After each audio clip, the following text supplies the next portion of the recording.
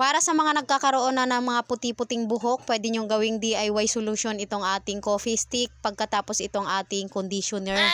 Kahit sino talaga habang nagkakaedad tayo ay hindi natin maiiwasan itong pagtubo nitong ating mga puting buhok. Alam nyo ba guys na pwede pala natin tong gawin, kaya ito sinubukan ko na nga itong ating coffee stick tapos conditioner. Paghahaluin lang natin itong coffee stick pagkatapos itong conditioner, kahit anong brand nitong conditioner ay pwede. At kapag ganyan na yung itsura, pwede na natin yan i-apply dito sa ating mga may puting buhok. Gagawin ko ito dahil napakarami na talaga nitong aking mga puting buhok, tapos ito bumaba na rin itong kulay ng aking buhok dahil mag-iisang taon na rin itong kulay nito. Kaya ito na naglabasan na yung mga puti ko ring buhok. Ito ay natural lamang na pwede nating i-apply dito sa ating buhok guys, kapag hindi kayo pwede sa may mga chemical. 2 coffee stick lang ang pinaghalo ko dyan, tapos isang conditioner guys, dahil dito lang naman sa may tuktok ng noo ko yung ilalagay, dahil dito lang ang marami